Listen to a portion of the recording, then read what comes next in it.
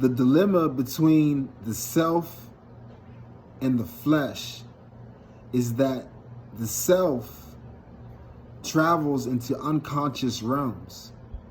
And since the self travels into unconscious realms, the self is partly unconscious and hidden from the flesh.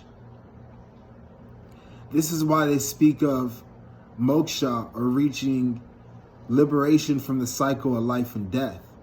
Essentially what it is becoming aware of who you are and the unconsciousness to the point to where you awake into the state that you enter when you die. When we have our spirit and we die, the spirit takes our essence and carries it to the next life. So you, in a sense, are your spirit. But in a sense, you are not your spirit.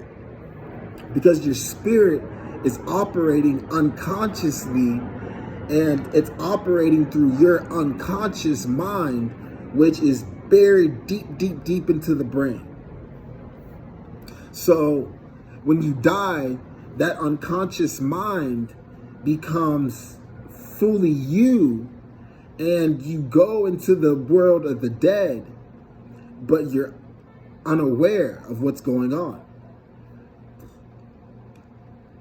So when you go into the realm of the dead, you'll either go to heaven or hell. For starters, you go to heaven or hell. This is the two most basic places that the dead go. But there's other places. You have Sheol, Hades,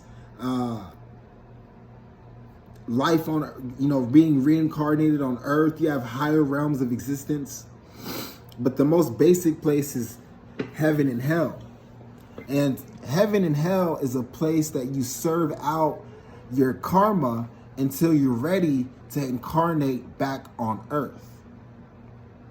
The crazy thing about it is when you go to the realms of heaven and hell, you become fully aware and fully cautious of what you are.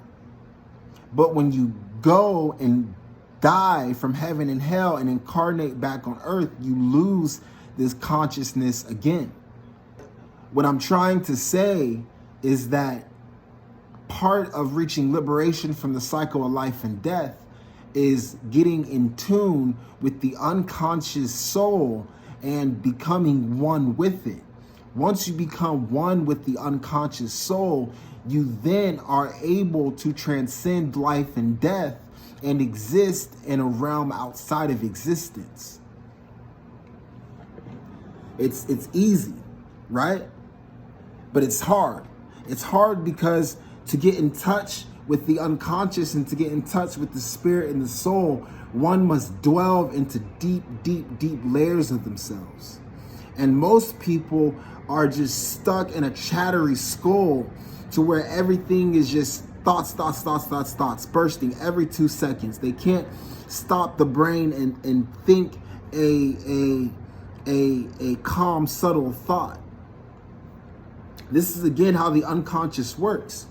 It's like we're a dog and the unconscious tells us to do something and we just go hop to it because we are trained to basically listen to the unconscious brain.